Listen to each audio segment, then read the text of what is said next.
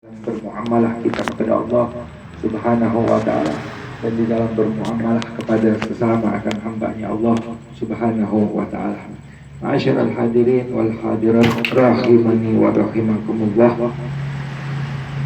Sedikit karena kebetulan minggu ini insyaallah Yaumul Jum'ah, kita sebentar lagi, berarti beberapa hari kemudian kita masuk pada tanggal 10 Dzulhijjah, itu dimana semua umat Islam merayakan daripada hari raya Idul Adha.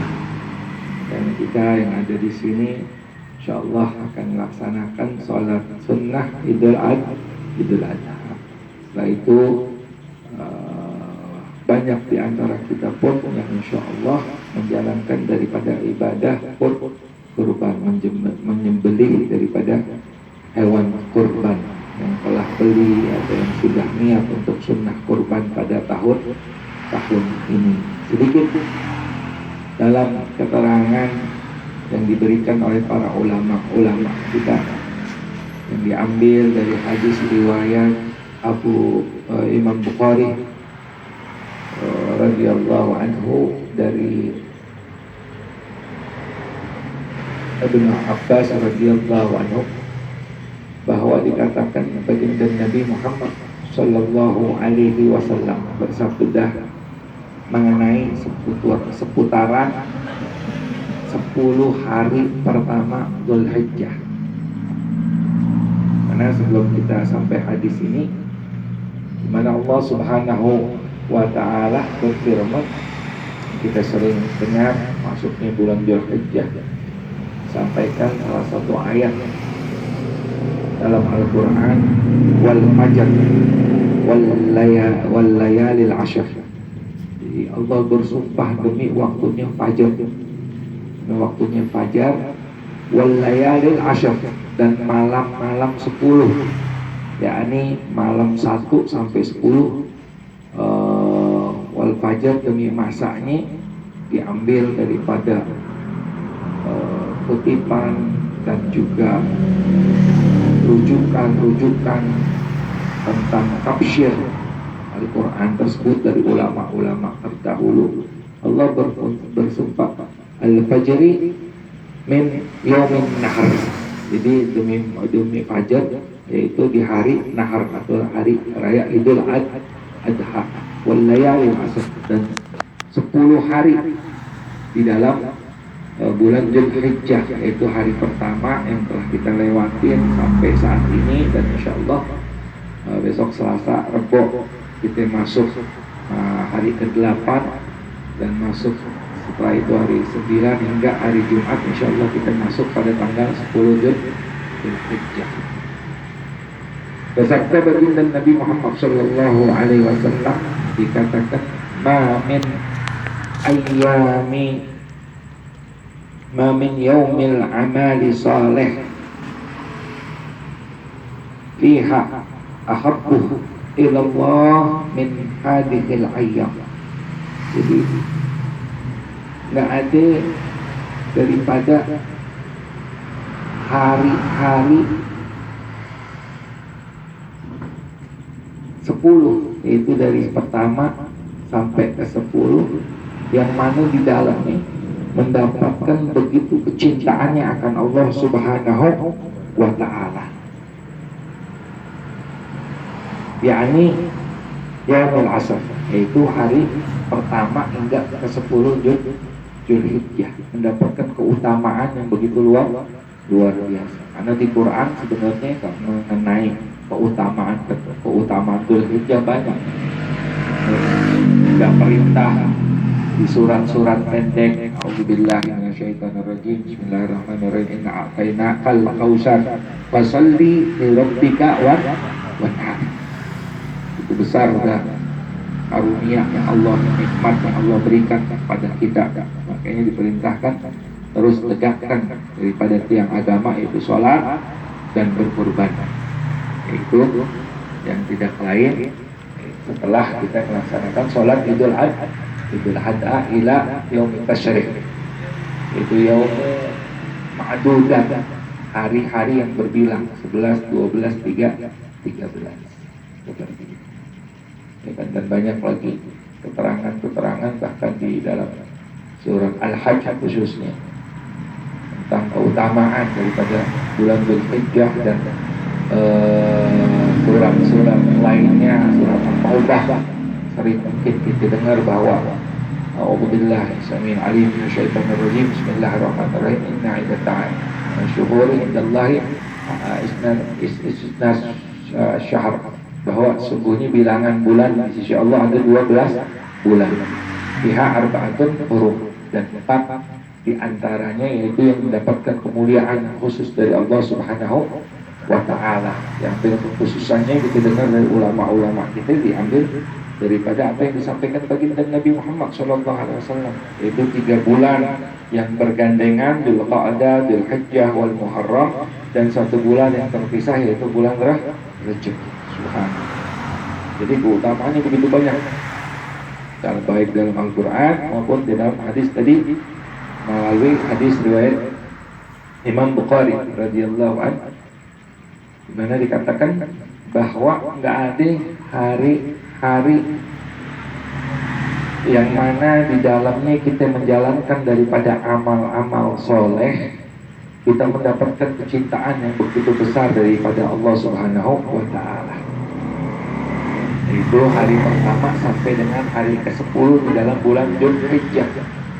Sehingga para sahabat di saat disampaikan akan hadis tersebut bertanya pada baginda Nabi Muhammad SAW, ya Rasulullah, pada begitu terlihat luar biasa keutamaannya 10 hari pertama di Dzulhijjah, sahabat bertanya, ya Rasulullah, wala jihadu fi sabilillah, ya Rasulullah, apakah tidak juga termasuk jihad di jalannya Allah?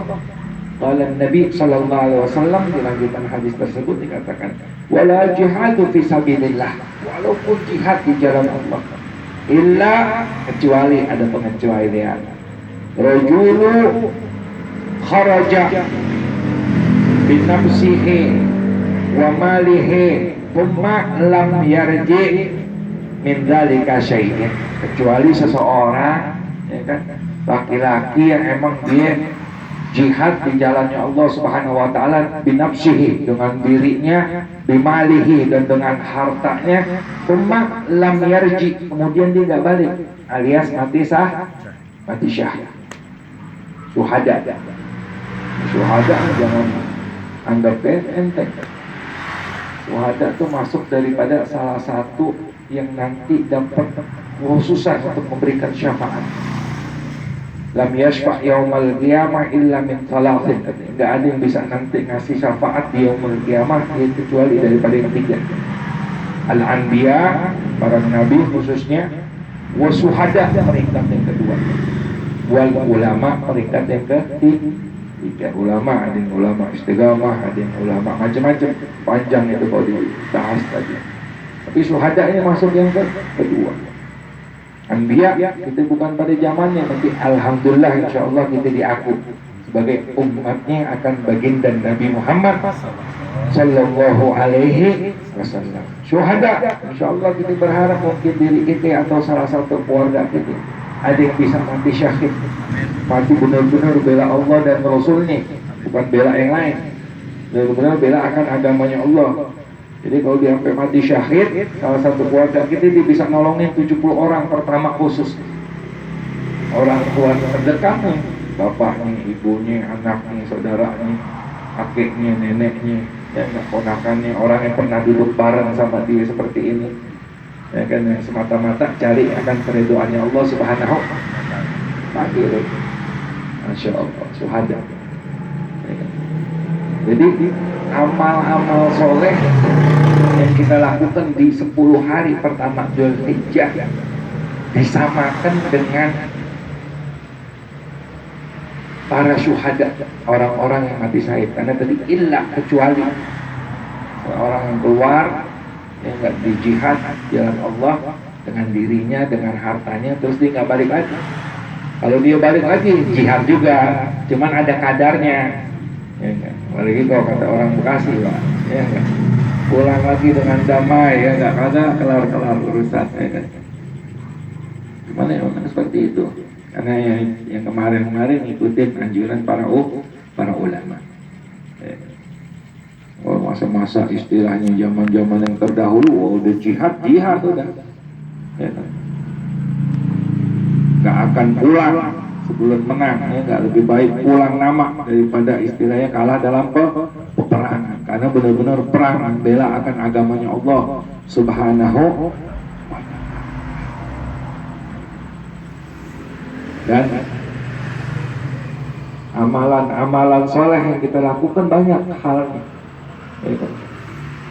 Di dalam kehidupan kita sehari-hari, dari rezeki yang halal, yang baik, yang berkah, ngurusin rumah tangga, didik anak, istri, biar jadi rumah tangga yang sakinah, mawaddah, anak-anak menjadi anak-anak yang soleh dan soleha, dengan penunjukan jati diri kita pun harus menjadi anak yang soleh juga sebagai orang tua, gitu. Gak bisa kita nuntut anak kita jadi anak yang soleh soleha, kitanya nggak jadi orang tua yang soleh, nggak bisa juga, berat seperti itu, ya kan? Dan di dalam keterangan para ulama, yaitu di dalam menjalankan puasa, menjalankan puasa sunnah, ya kan? Nggak cuma tarwiyah, puasa hari ke-8 atau hari ke-9, atau puasa Arafah, ya kan? Jadi dari hari pertama sampai ke-10, cuma minimal nantinya kita hari Kamis insya Allah puasa, niat karena Allah, niat puasa di dalam bulan Dzulhijjah, Yaumul Khamis, dapat juga nilai pahala puasa sunnah Yaumul Khamis, sebagaimana biasa dilaksanakan oleh baginda Nabi Muhammad SAW.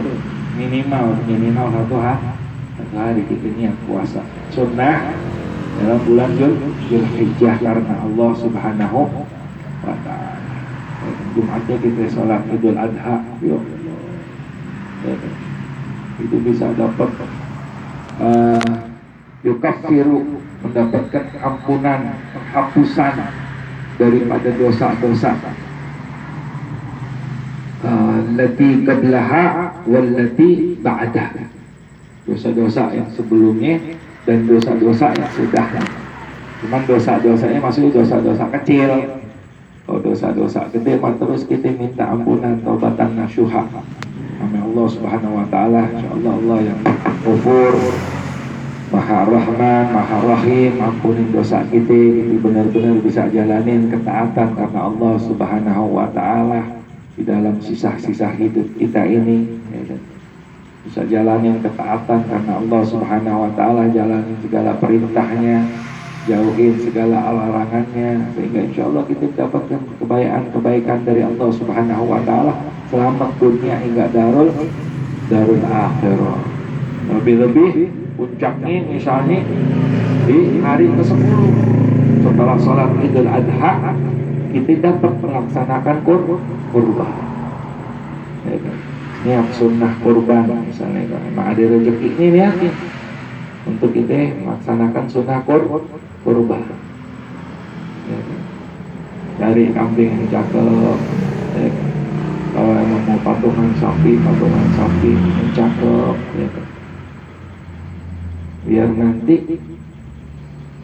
bisa diterima sama Allah. Karena ajaran kurban ini yang kita tahu dari mana awalnya, dari mulai Nabi Allah Adam alaihi salam dengan putra dan putrinya beliau. Nah, dengar riwayatnya tentang Habil dan Kabil, ya kan? Karena pengen istilah salah satu saudarinya, akhirnya suruh kurban arok panen diterima oleh Allah Subhanahu wa Ta'ala. Yang jalanin karena Allah, Habil yang diterima. Jadi itu udah ajaran kurban tuh sejak Nabi Allah Mungkin para nabi-nabi Rasulullah lain pun udah ada perintah kurban, karena ngikutin Nabi pertama Nabi Allah Adam alaihi salam. Itu kalau tahu banyak kan dari Nabi Allah Ibrahim alaihi salam, anaknya di mana Nabi Allah Ismail ya kan, dengan mimpi yang diterima ayahnya, mimpi dari Allah Subhanahu wa taala untuk menyembelih, kemudian diganti dengan domba. Sebenarnya dari Nabi Allah Adam tentang kisah riwayat sejarahnya Habil dan Kabil. Enggak disempurnakan oleh baginda Nabi Muhammad Sallallahu Alaihi Wasallam. Sekarang kita jalani syariatnya baginda Nabi Muhammad Sallallahu Alaihi Wasallam. Alhamdulillah kita insyaallah diaku menjadi umatnya kan baginda Nabi Muhammad Sallallahu Alaihi Wasallam. Kayak kita diajarin untuk apa? Ngikutin, tiba ikutin apa yang dilakukan oleh baginda Nabi Muhammad Sallallahu Alaihi Wasallam. Salah satunya puncaknya itu kurban. Yang punya uang, saya nggak punya uang nih. Kalau kurban cuman baru kekumpul 300.000, ya enggak? Masukin ke masjid, khususnya masjid yang lagi dibangun, sampai anak yatim, berdoakan, sampai orang-orang membutuhkan di sekitar kita. Karena untuk beli kambing 300 nggak cukup, ya nggak, paling nggak berapa? 2,5 juta. Karena ada yang nanya kemarin, Bib, baru kekumpul 1 juta nih, Bib. Ya kagak ada kambing 1 juta, ya enggak? Kambing 1 juta mungkin ada, masih anak, belum masuk syaratnya untuk jadi hewan kurban. Kalau emang antum niat, ya enggak, untuk niat amal soleh nih di 10 hari pertama, masukin tuh ke masjid yang emang lagi dibangun, masukin ke pondok-pondok pesantren, masukin ke majelis-majelis ta'lim untuk syiar agama. Ya enggak, jangan sampai terhenti gara-gara nggak cukup nggak jadi ya kan, nggak aja sayang. Karena keutamaannya, fadilahnya begitu luar biasa besarnya. Sampai banyak keterangan-keterangan yang membahas tentang masalah 10 hari pertama, yaitu puncaknya kurban. Seperti itu, ya kan. Sehingga insya Allah di saat memang kita benar-benar punya niat yang baik, ya kan, kita benar-benar mau memperbaiki diri kita juga, ya kan, insya Allah Allah akan berikan keberkahan tadi. Karena kalau kurban itu nanti di yaumul qiyamah fi buruniha, ya enggak, tanduknya, wa sya'ariha, bulu-bulunya, wa ajlafiha, kuku-kukunya datang jadi saksi, ya kan? Mereka datang jadi saksi. Tiap satu bulu berapa pahala, berapa bulu itu kalau kambing atau sapi, ya kan? Bulu halus-halusnya itu yang bakal nanti bisa nolong kita juga, kendaraan bagi kita juga untuk selamat di darul akhirah, mencapai puncak tempat yang memang untuk selamanya bagi kita, seperti itu. Tanduknya, bulunya, ajlafiha, dan kuku-kukunya, ya kan, bakal jadi saksi di hadapan Allah Subhanahu wa ta'ala. Dan karena ini pun juga awal mula kita buka ini majelis, ya kan, jadi yang tadi memang belum bawa kitabnya, kita baca tabarukan Latif Al-Idrus, kita lanjutkan perjuangan guru kita Al-Marhum Al-Maqfadullah Al-Habib Zaki bin Abu Bakar Al-Idrus. Nanti insyaallah malam Selasa berikutnya masih jatuh Yaumut Tasyrik, masih pada sibuk mungkin kurban, ya kan? Malam Selasa besok kemungkinan libur mungkin. Berarti malam Selasa yang berikutnya insyaallah kita ada kajian-kajian, selain baca ratib ada kajian-kajian, insyaallah bisa bermanfaat bagi kita, bisa kita amalkan di dalam perjalanan hidup kita sehari-hari, dan bisa menjadi penyebab keselamatan, kebahagiaan bagi kita dunia hingga darul akhirah. Malam ini hanya sebatas penyampaian sekitar 10 hari malam Dzulhijjah yang insyaallah bisa jadi semangat, dorongan bagi kita untuk ayo tingkatin amal-amal soleh. Fastabiqul khairat, kita berlomba-lomba di dalam kebaikan di jalannya Allah Subhanahu wa ta'ala, agar kita mendapatkan dan menjadi orang-orang yang beruntung di dunia ini hingga darul akhirah. Dan pastinya kita harus awali dengan niat yang baik dari diri kita sendiri. Ala haji ini ya walikulli niatin salihah wa ila hadratin Nabi Mustafa Rasulullah Muhammad bin Abdullah sallallahu alaihi wasallam bi syaril Fatihah. A'udzu billahi minasyaitonir rajim. Bismillahirrahmanirrahim. Alhamdulillahirabbil alamin arrahmanir rahim maliki yaumiddin. Iyyaka na'budu wa iyyaka nasta'in ihdinas siratal mustaqim siratal ladzina an'amta 'alaihim ghairil maghdubi 'alaihim waladdallin. Amin amin ya rabbal alamin. Sekali lagi, saat